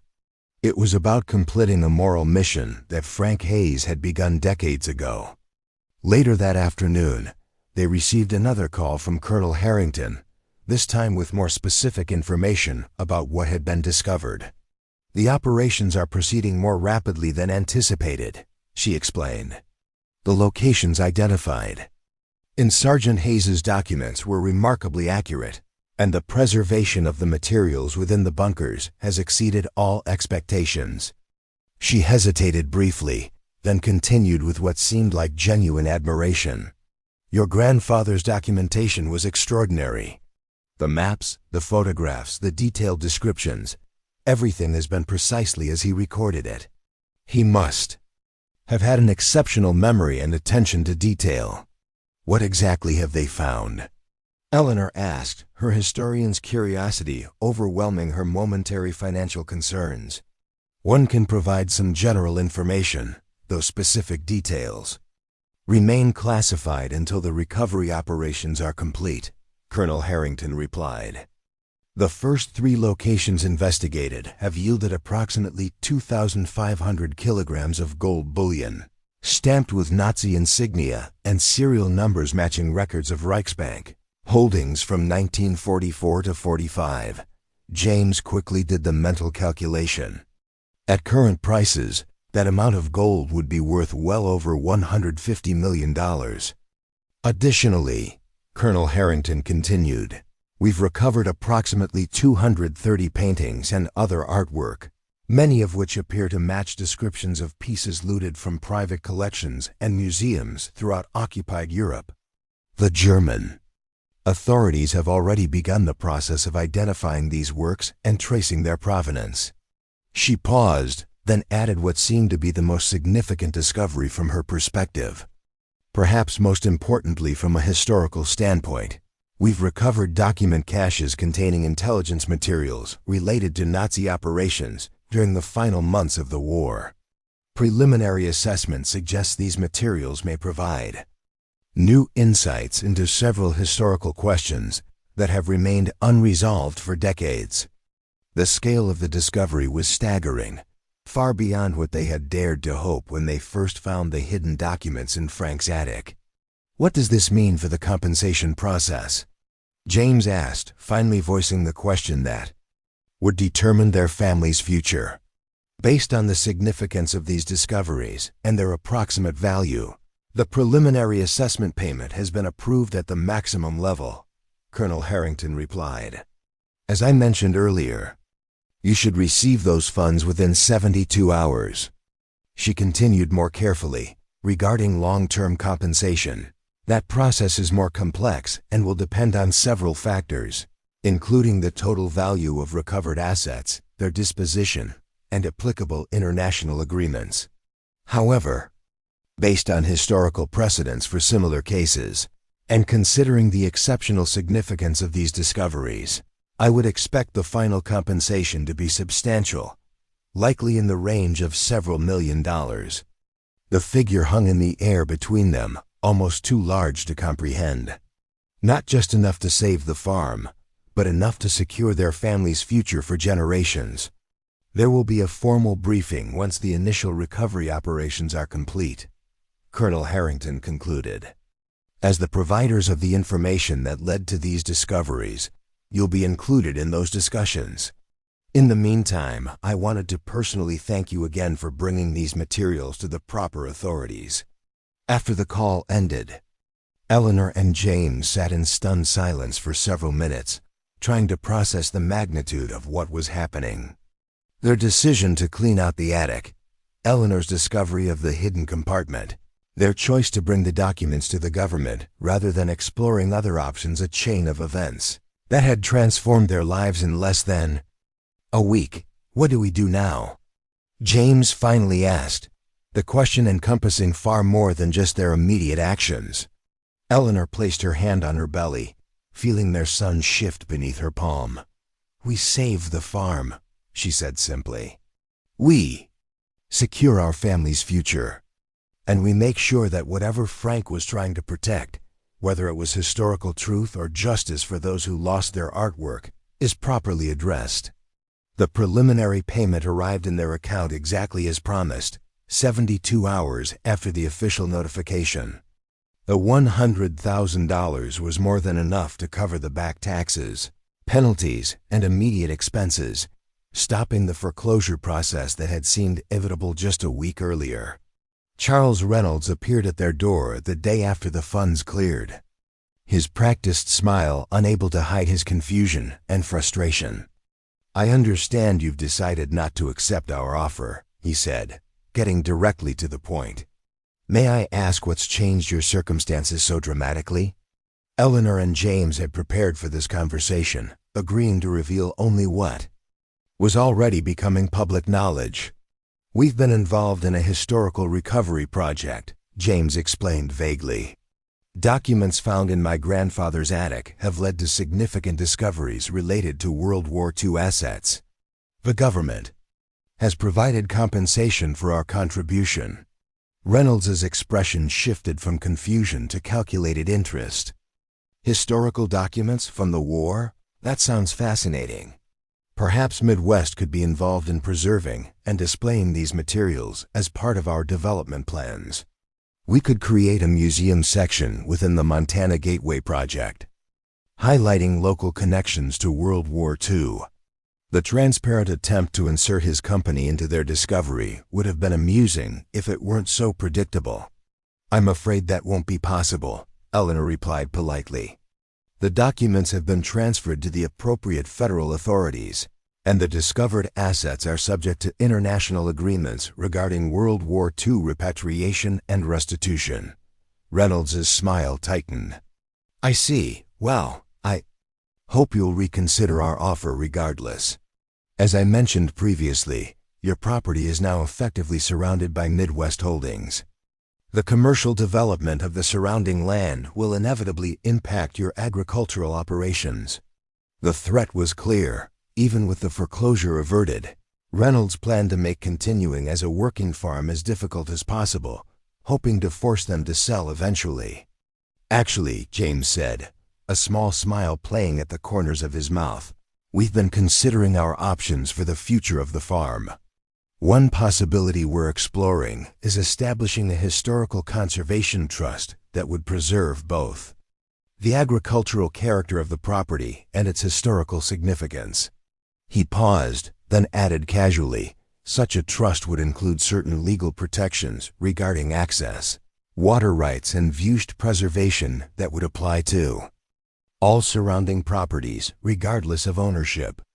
Reynolds's expression froze as he processed the implication. They were not only refusing to sell, but were exploring legal mechanisms that could potentially restrict his development plans for the surrounding properties.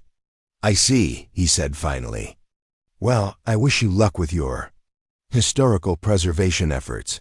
If you reconsider our offer, you know how to reach me."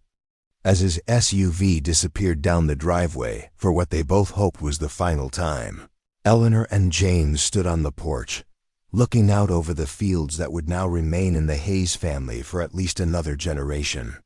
"A historical conservation trust?" Eleanor asked, raising an eyebrow. "Is that something we're actually considering?" James nodded thoughtfully. "It might be worth exploring, especially if the final compensation is as substantial as Colonel Harrington suggested.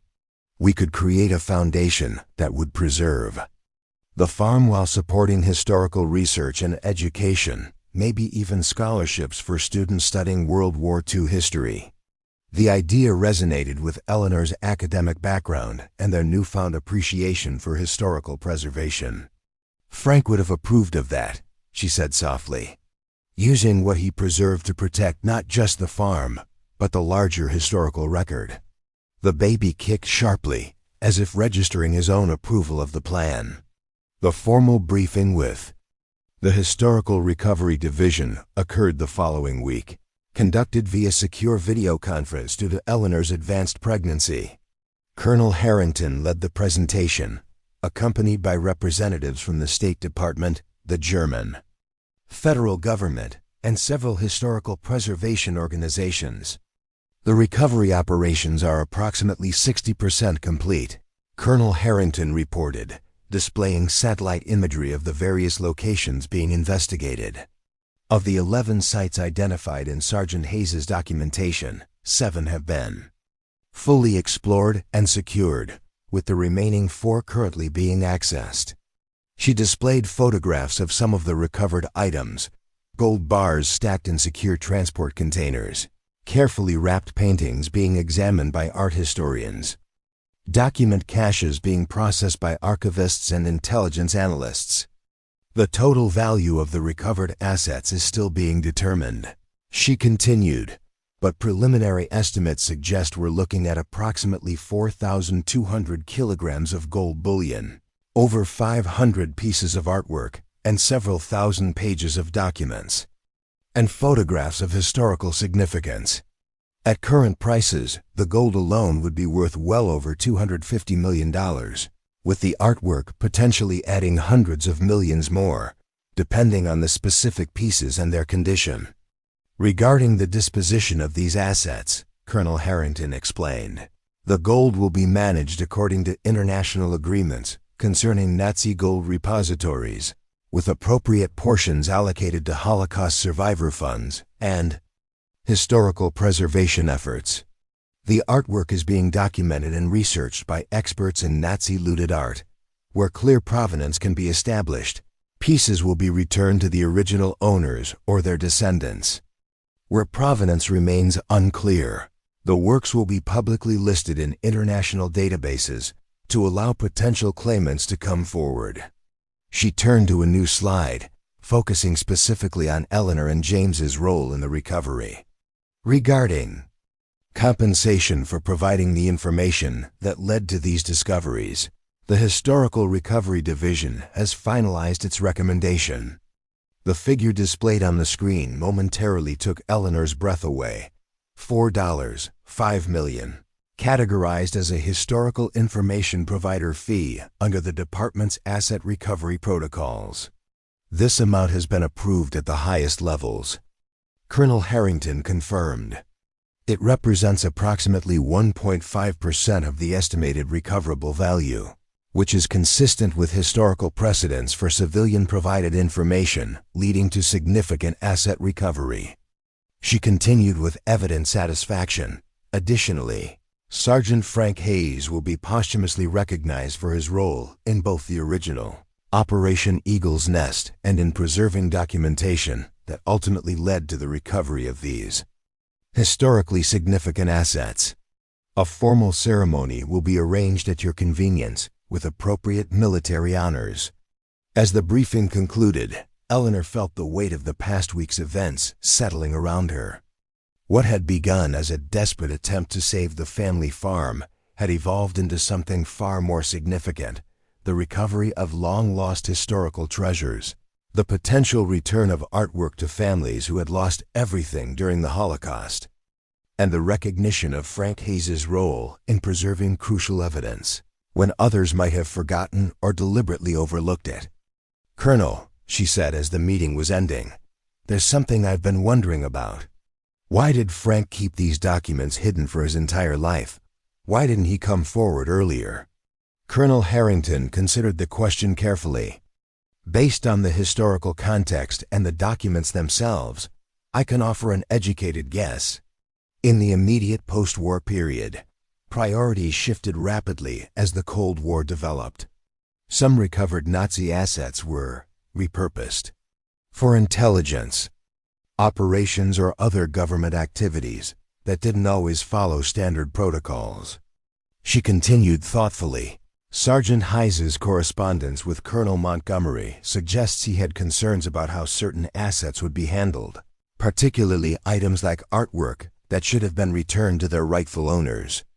By keeping these documents preserved but hidden, he created a form of insurance, ensuring that if the proper time ever came, the truth could be revealed and justice could still be done. "He was waiting for the right moment," James said quietly.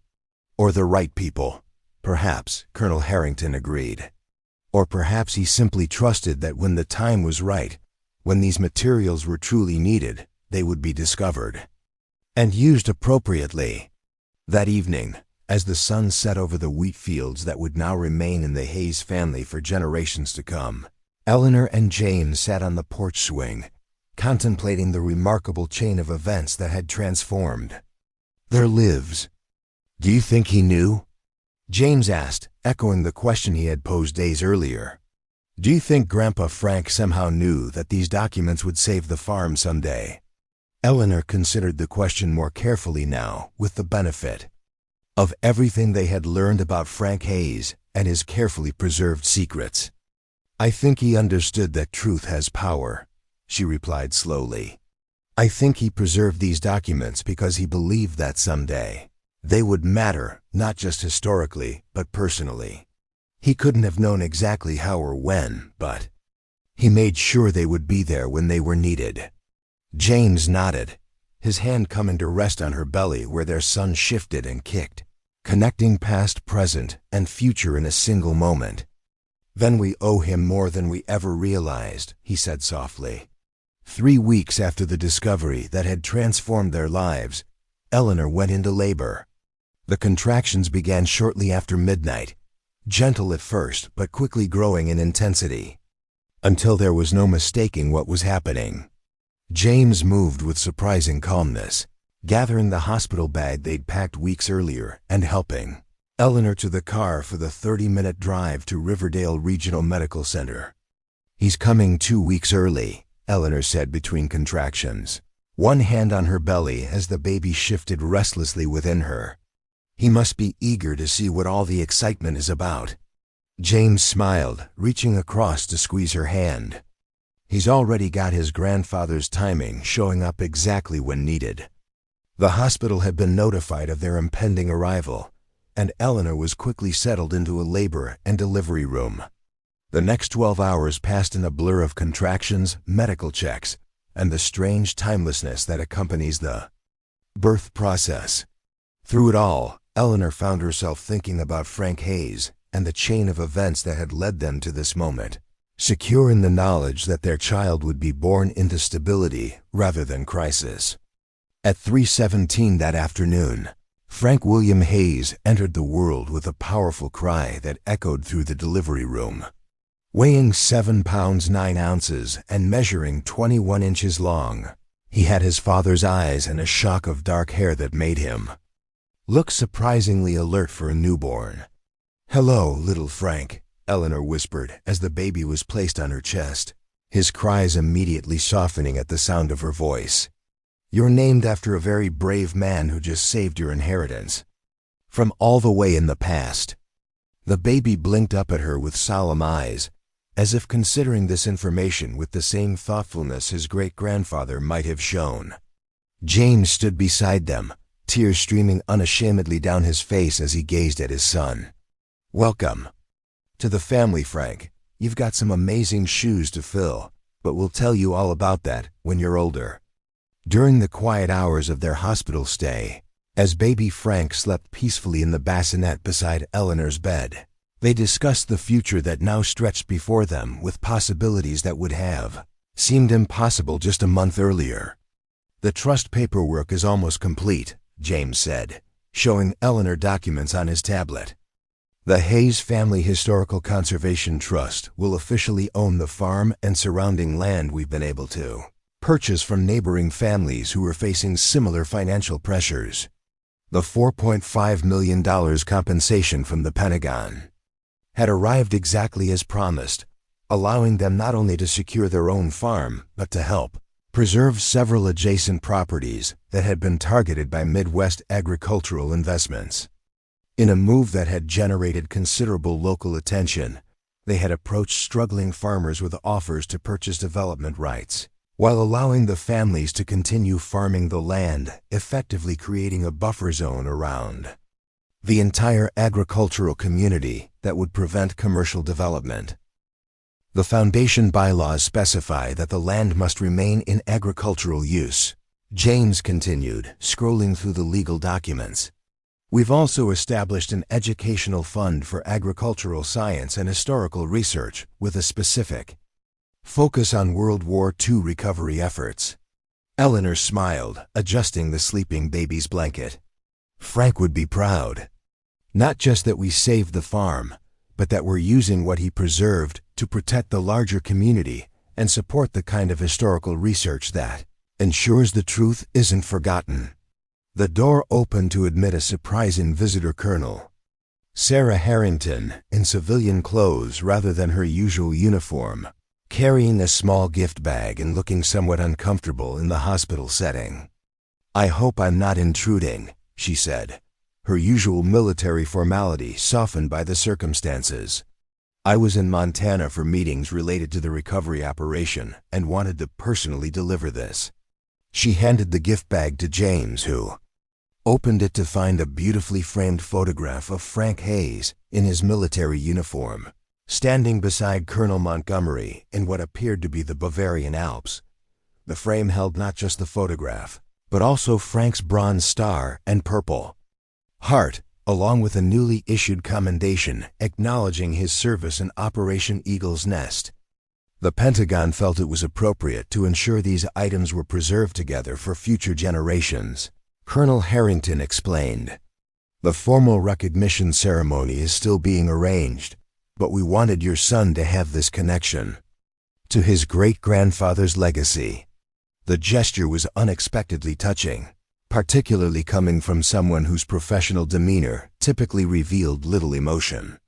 Eleanor felt tears welling in her eyes as she studied the photograph of the young soldier whose hidden documents had saved their family farm nearly 8 decades after he had served his country. "Thank you," she said simply, unable to fully express what the gesture meant. "This means more than I can say." Colonel Harrington nodded, then glanced at the sleeping baby. "May I ask his name?" "Frank," James answered with evident pride. "Frank William Hayes, after his great-grandfather." "Colonel." Harrington smiled, a genuine expression that transformed her usually serious face. "An appropriate choice. The recovery operations are now 90% complete, and I wanted you to know that everything has proceeded exactly as your great-grandfather documented. His attention to detail was extraordinary. Every location, every description has been precisely accurate." She hesitated, then added more personally, "In my 30 years with the military, I've never seen documentation this meticulous from a non-intelligence specialist. Your great-grandfather had remarkable observational skills and foresight." After she departed, promising to keep them updated on the ongoing recovery efforts and the planned recognition ceremony, Eleanor and James sat in comfortable silence, absorbing the unexpected emotional impact of the visit. "It's strange," James said finally, gazing at the photograph of his grandfather as a young soldier. "A month ago, I thought I'd failed him, that I'd be the Hayes who lost the farm, who couldn't maintain what he built. Now I realize he provided the means to save it all along, just waiting for the right moment." Eleanor shifted in the hospital bed, wincing slightly at the lingering discomfort of childbirth. Maybe that's what legacy really means, not just what we inherit, but what we're entrusted to preserve until it's needed most. Baby Frank stirred in his bassinet, making the small grunting noises that they were quickly learning preceded wakefulness and hunger. James lifted him carefully, supporting his head with practiced gentleness despite being a new father, and placed him in Eleanor's arms. As she helped the baby latch on to nurse, Eleanor found herself contemplating the connections between generations, how Frank Hayes's actions in 1945 had directly shaped the world his great-grandson was now entering in 2023. The thought was both humbling and inspiring, a reminder that choices made today might have impacts that extend far beyond what anyone could predict. "I've been thinking about what we should do with the farmhouse attic," James said, watching his son nurse with evident wonder at the simple miracle of new life. "It seems appropriate to preserve it somehow, to mark it as the place where everything changed." Eleanor nodded thoughtfully. "We could create a small museum space, not just about the discovery, but about Frank's service and the larger historical context of Operation Eagle's Nest, a place where our Frank can learn about his namesake when he's old enough to understand." The idea resonated with both of them, transforming the space that had held Frank's secret for decades into a place where his legacy could be openly celebrated and shared with future generations. 3 days later, they brought baby Frank home to the farmhouse that would now remain in the family for the foreseeable future. As they drove down the long driveway, Eleanor was struck by how differently she perceived the property, now compared to just a month earlier. What had been a source of anxiety and impending loss was now secure, not just for their lifetime, but potentially for generations to come. The wheat fields stretched to the horizon, golden in the late summer sun. The distant mountains stood unchanged against the blue Montana sky. But the atmosphere of desperation that had permeated the farm during those dark weeks of financial crisis had been replaced by something more hopeful, a sense of possibility and purpose that extended beyond mere survival. Inside the farmhouse, they found Martin waiting for them, his academic excitement barely contained as he helped them settle in with the baby. He had been deeply involved in documenting the historical significance of their discovery, working with both the Pentagon and academic institutions to ensure that Frank Hayes' role in preserving crucial evidence was properly acknowledged. "The historical community is still in an uproar," he reported, carefully holding baby Frank while Eleanor and James unpacked the hospital bags. "The documents recovered from the bunkers include materials that historians have been seeking for decades: intelligence reports on Nazi operations in the final months of the war, records of art and cultural artifacts that were believed lost forever, even personal papers from high-ranking Nazi officials that provide new insights into decision-making. During the collapse of the regime," he gently rocked the baby, who seemed fascinated by his bared and animated expressions. "But perhaps most significantly, the recovered artwork is already being matched to families who lost everything during the Holocaust. The German authorities have identified at least 137 pieces that can be definitively traced to specific families or museums, and the restitution process has begun." That particular detail resonated deeply with Eleanor.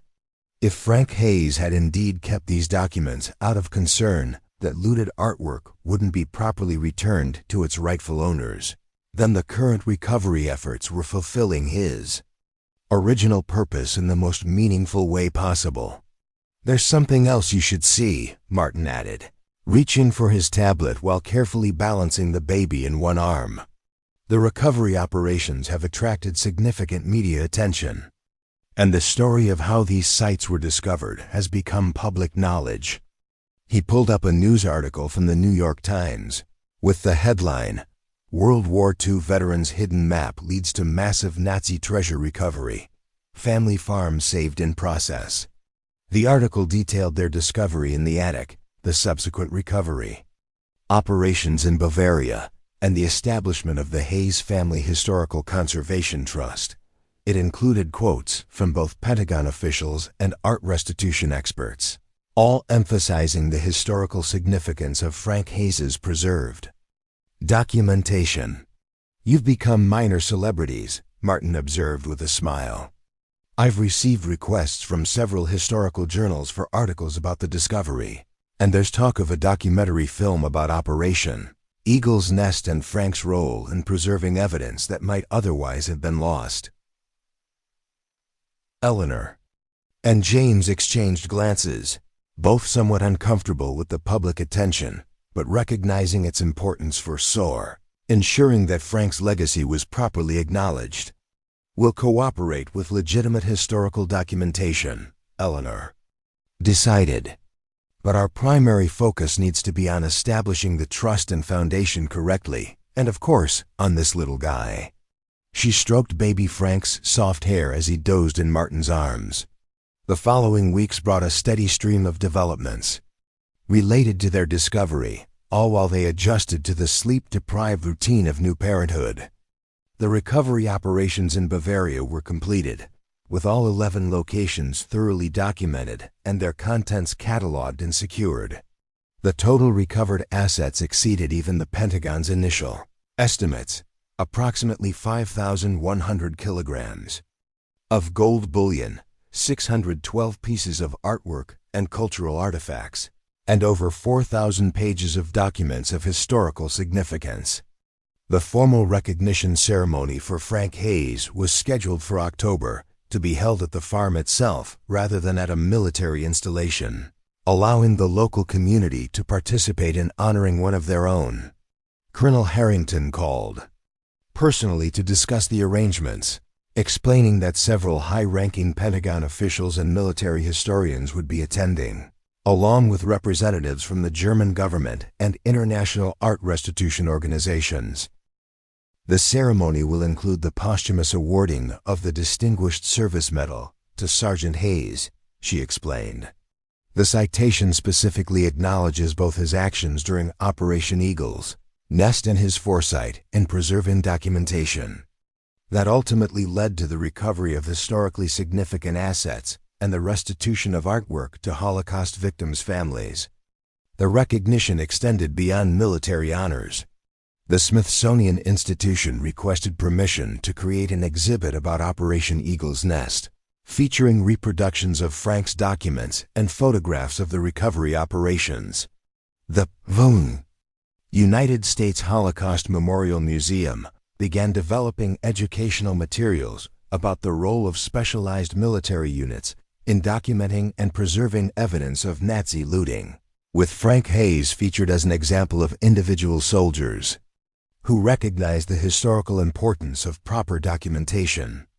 Even more personally meaningful was the letter they received from the Rosenberg family of Vienna, whose grandparents had lost their entire art collection when the Nazis annexed Austria in 1938. 3 paintings from that collection had been recovered from the locations Frank had documented, and the family wanted to express their gratitude directly. For 85 years, our family has lived with the knowledge that our heritage was stolen, the letter read. The recovery of these paintings doesn't just return valuable artwork. It restores a connection to ancestors we never had the chance to meet. Your great-grandfather's decision to preserve evidence when others might have ignored it has given us back a piece of our family history that we thought was lost forever. The letter was accompanied by a photograph of the Rosenberg family standing beside one of the recovered paintings after its formal return 3 generations, gathered around an artwork that connected them to relatives who had perished in the Holocaust. Their faces reflected a complex mixture of grief for what had been lost and gratitude for what had been recovered, a visual reminder of the real human impact of Frank's long ago decision to preserve evidence that might otherwise have been forgotten. As October approached, bringing with it the formal recognition ceremony and baby Frank's 2-month milestone, Eleanor and James continued developing plans for the Hayes Family Historical Conservation Trust, with the help of agricultural experts, environmental consultants, and historical preservation specialists. They crafted a comprehensive framework that would protect not just their own farm, but the broader agricultural character of Riverdale Valley. The trust now encompassed over 1,200 acres, including their original farm and development rights, purchased from 6 neighboring families. The legal structure ensured that the land would remain in agricultural use while providing financial stability for the farming families who had worked it for generations. Additionally, the educational foundation they had established would provide scholarships for students pursuing degrees in agricultural science, environmental conservation, and historical preservation, with special consideration for descendants of Riverdale Valley farming families. Charles Reynolds and Midwest Agricultural Investments had retreated from Riverdale Valley, their commercial development plans effectively blocked by the strategic land acquisitions and conservation easements the Hayes Trust had implemented. Last they had heard, Reynolds was pursuing similar projects in other rural communities, though news of the Riverdale Valley outcome had inspired farmers in those areas to explore their own conservation strategies. He'll find easier targets elsewhere, James observed without rancor. But maybe our story will help other communities recognize what they stand to lose before it's too late. The day of the recognition ceremony dawned clear and cool, with the first hints of autumn touching the wheat fields surrounding the farmhouse.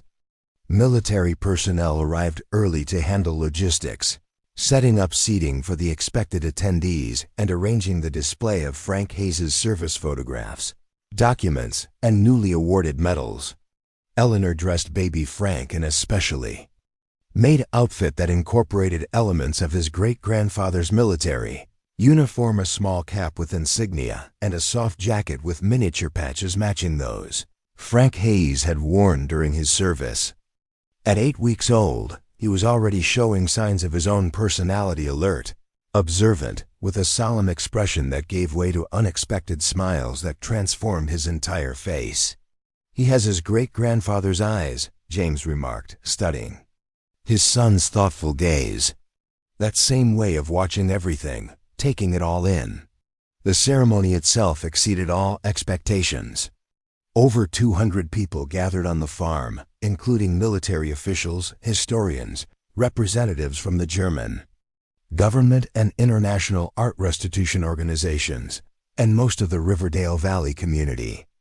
Colonel Harrington presided with dignified formality, reading the citation for Frank Hayes's Distinguished Service Medal with evident respect for exceptional meritorious service while assigned to Operation Eagle's Nest in May 1945, and for extraordinary foresight in preserving documentation that ultimately led to the recovery of historically significant assets and the restitution of artwork to Holocaust victims' families.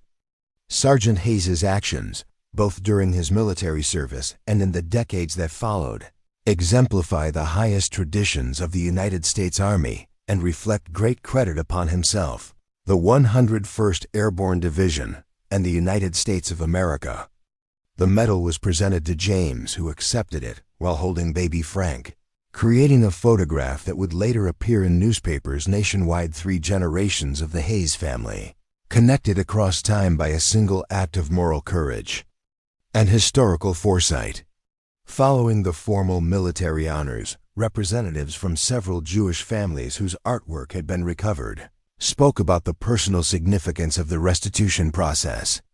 Their testimonies transformed the abstract concept of recovered assets into deeply human stories of loss, remembrance, and unexpected healing across generations. "My grandmother spoke of these paintings until the day she died," one elderly woman explained, her voice steady despite the emotional weight of her words. "She described them in such detail that when I saw the recovered artwork, I recognized it immediately. It was like hearing her voice again, reaching across time to connect us. This isn't just about valuable objects. It's about restoring what the Nazis tried to erase: our family's history, our cultural heritage, our very identity." As the ceremony concluded and guests mingled on the farm that had nearly been lost just months earlier, Eleanor found herself standing on the porch with baby Frank sleeping against her shoulder, watching the community that had gathered to honor his namesake. The contrast with her desperate vigil in the same spot just months earlier could not have been more profound. James joined her, slipping his arm around her waist. "Penny for your thoughts, Dr. Hayes." She leaned against him, feeling the solid warmth of his presence. "I was just thinking about unlikely heroes," she replied. How Frank probably never imagined that his careful documentation would matter so much decades later. How the choices we make might have impacts we never live to see. James nodded, gently touching his son's sleeping head. "And how sometimes the most important legacy isn't what we leave behind, but what we preserve for others to find when the time is right." The autumn sun was setting over the wheat fields, casting long shadows across land that would now remain in agricultural use for generations to come. In the distance, the mountains stood unchanged against the darkening sky, the same view that Frank Hayes must have seen when he returned from war in 1946, carrying secrets he would keep for his entire life. As if sensing he was the subject of their thoughts, baby Frank stirred against Eleanor's shoulder, making the small sighing sound that they had learned preceded wakefulness. His eyes opened, taking in the gathering around him with the same thoughtful gaze they had already come to recognize as his particular inheritance from his great-grandfather. "Welcome to your legacy, little Frank," Eleanor whispered, kissing his forehead. "It's a lot bigger than we ever imagined." In the months that followed, as baby Frank grew and the Hayes Family Historical Conservation Trust became fully operational. The full impact of their discovery continued to unfold in unexpected ways. The restitution of artwork to Holocaust victims. Families generated international attention, with each returned piece representing not just valuable property but restored cultural heritage and family connections that had been violently severed during the Nazi era. The historical documentation recovered from the bunkers provided new insights into the final months of the war, leading to scholarly reassessments of certain events and decisions that had shaped the post-war world. Military historians particularly valued the intelligence materials, which filled gaps in the understanding of how Nazi leadership had operated during the regime's collapse. But perhaps the most meaningful outcome was the effect on Riverdale Valley itself. The Trust's purchase of development rights from struggling farm families had created a stable agricultural community where generational knowledge could be preserved and passed down. Young people who might otherwise have left for urban opportunities found reasons to stay, knowing that farming remained viable despite the economic pressures that had threatened so many rural communities. A year after the discovery that had transformed their lives, Eleanor stood in the farmhouse attic, now carefully restored and converted into a small museum space dedicated to Frank Hayes and Operation Eagle's Nest.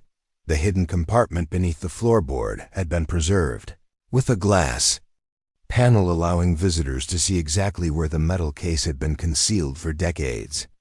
Display cases contained reproductions of the documents and photographs Frank had hidden, along with his service medals and official recognition from both American and German authorities. A touchscreen interactive exhibit allowed visitors to explore the story of the recovery operations and the subsequent restitution process, with photographs and testimonials from families whose artwork had been returned. Eleanor held 1-year-old Frank in her arms, showing him the photograph of his great-grandfather in uniform. The baby reached toward the image with evident interest, his small fingers touching the glass as if trying to connect with the young soldier whose name he carried.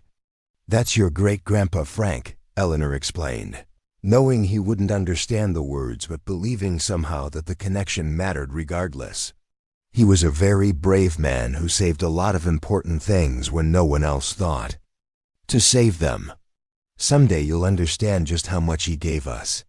From downstairs came the sounds of James talking with representatives from the Agricultural Conservation Alliance, a national organization that had been inspired by the Hayes Trust to develop similar programs in rural communities across the country.